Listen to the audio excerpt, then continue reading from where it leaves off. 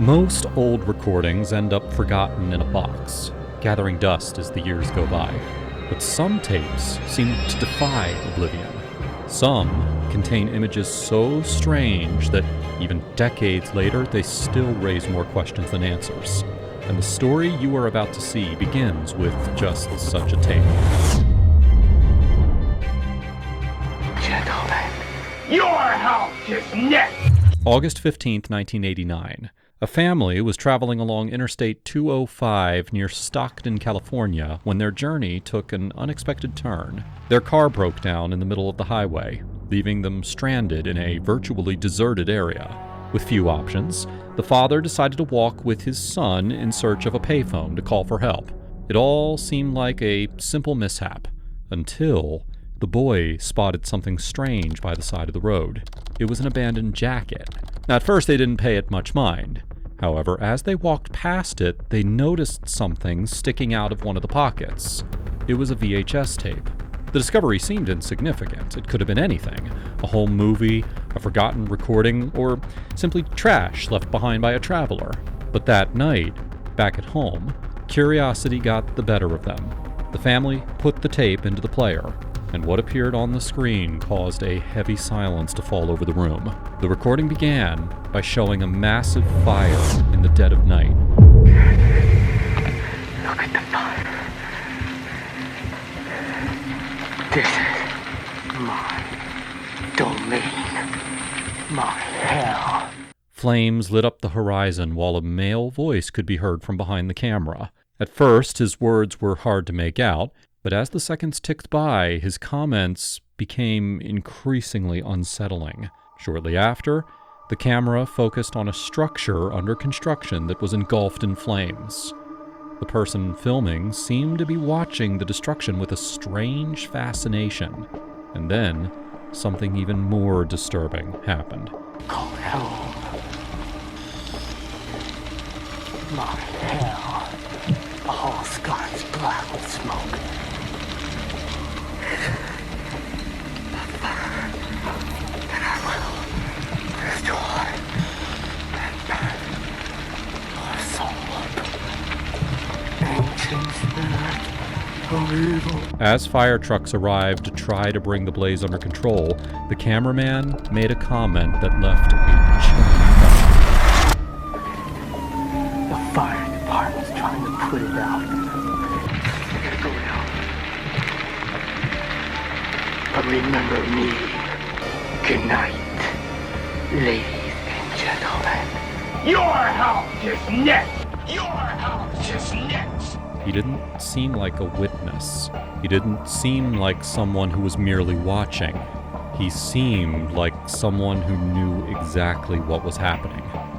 Because everything pointed to the person holding the camera being the very person responsible for the fire. The next day, the family handed the tape over to the police. Investigators went to the spot where it had been found and discovered that the jacket was still there. But that wasn't the only strange thing. Scattered nearby were several objects: a wooden mortar, a glove, a heavy metal cassette tape, and a small ceramic skull, seemingly unrelated items. Objects that made no sense. But together, they formed a scene that was hard to ignore. When detectives analyzed the recording, they quickly realized that they were dealing with something unusual. I've never run across anything as eerie as this tape. Frightened me, as a matter of fact. I thought about it that night when I went to bed. They tried to enhance the image quality. They analyzed the tape frame by frame. They looked for geographical references. They tried to identify buildings, roads, or any detail that might help locate the fire. But all efforts failed. The recording was too dark, too blurry, and it seemed to carefully conceal the identity of the person who had filmed it. Faced with a lack of answers, a disturbing theory began to emerge. Some investigators suspected that the person responsible might be linked to a cult. After all, constant references to hell, evil, and deeply disturbing themes could be heard throughout the recording. In those years, the fear of satanic cults was a genuine concern in the United States. But even if that theory were correct, the same problem remained. They didn't know who the man on the tape was.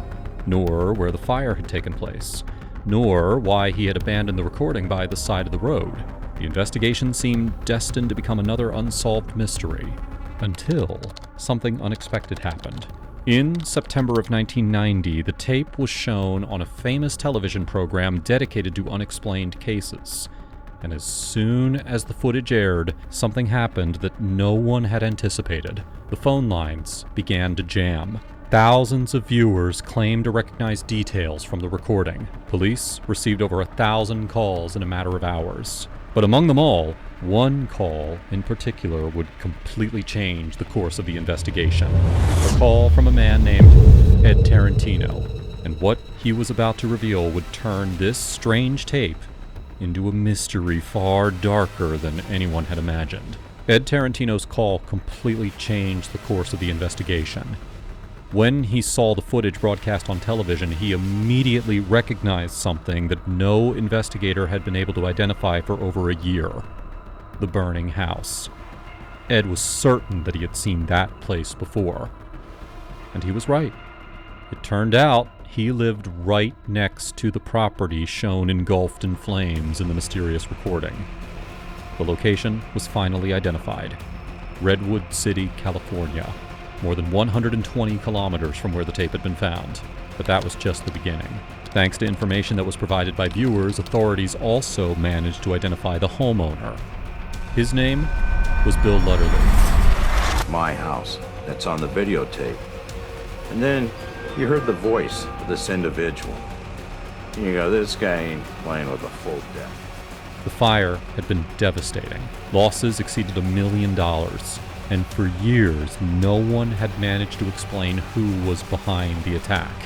However, an unexpected detail emerged. The Redwood City Fire Department had held its own recording of the incident, used for internal training.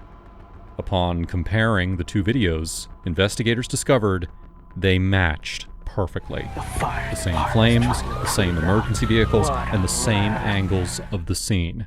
The tape found by the roadside had been recorded during that very fire. For the first time, the mystery began to take shape. And yet a fundamental question remained: who was holding the camera? While carefully reviewing the footage, investigators found a new clue. Look at it, Omar. This is what I've been doing on this vacation. A name: Omar. It was a brief, almost insignificant reference, but it was the only lead they had. For weeks, they tried to follow that trail without success. It seemed impossible to locate a person using only a common name. The investigation went cold once again. Then, a new call came into the police. The call was from a woman named Doris Lance. She too had seen the television program and claimed to know exactly who was being referred to. According to Doris, Omar was a young man of just 17 living in the area. Detectives acted immediately. When they located the teenager and brought him in for questioning, the pressure soon took effect. Finally, Omar confessed, and what he revealed left the investigators speechless. Yes, he had been there that night. Yes, he appeared in the recording. But he was not the one holding the camera. Omar explained that he had stood watching in silence while another person documented every second of the fire. That person was his 19-year-old friend, the man who, according to his testimony, had started the blaze. The pieces were beginning to fall into place. However, due to his age, authorities never publicly revealed his identity. Some reports refer to him as James, others as John. What was certain was that investigators now had a real suspect and were closer than ever to uncovering the truth. And yet they still needed evidence that would directly link him to the crime. And then something extraordinary happened. Something that seemed straight out of a movie. While the police were keeping the suspect under surveillance, another fire broke out. This time, it was in the garage of his own home. It was the mistake that changed everything. On September 27, 1990, detectives decided to confront him. And just like Omar, he ended up confessing. But the real surprise came later. When they searched the home, they discovered something far more unsettling than a mere confession. The house resembled an archive dedicated to fire. The walls were covered with newspaper clippings, photographs, fire reports, and documents relating to attacks that had occurred across various parts of California. This was no isolated incident. Investigators found evidence linking him not only to the Redwood City fire, but also to 11 other acts of vandalism and at least 15 additional fires in wildland areas. It was as if they were looking at the private collection of someone obsessed with destruction. Among the items found was a particularly disturbing photograph. It showed graffiti with a handwritten phrase, "Please, no more houses." Beside it lay dozens of news clippings, carefully preserved, organized, and displayed like trophies, as if every fire represented a victory, as if every headline were a memory that he didn't want to forget. What had begun with a discarded tape by the roadside was revealing something far darker. For that recording was not merely evidence of a fire. It was a window into the world of two young men who seemed to delight in watching everything burn. And the most unsettling part was that had it not been for a curious family and an old VHS tape left on the road, they might never have been discovered. But that wasn't the most disturbing thing they found. As investigators examined the charred remains of the garage, objects began to surface that steered the case in an even more disturbing direction. Among the evidence were stained knives, animal remains, and a collection of videotapes belonging to John. Upon playing them, they discovered strange, inexplicable footage. However, one tape in particular caught the detective's attention. The video showed John and Omar walking across a vast, open field.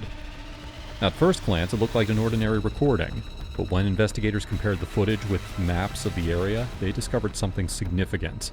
That field no longer existed. The land had been transformed into a new residential development. Where there had once been open spaces, dozens of homes now stood. And that was when a theory emerged.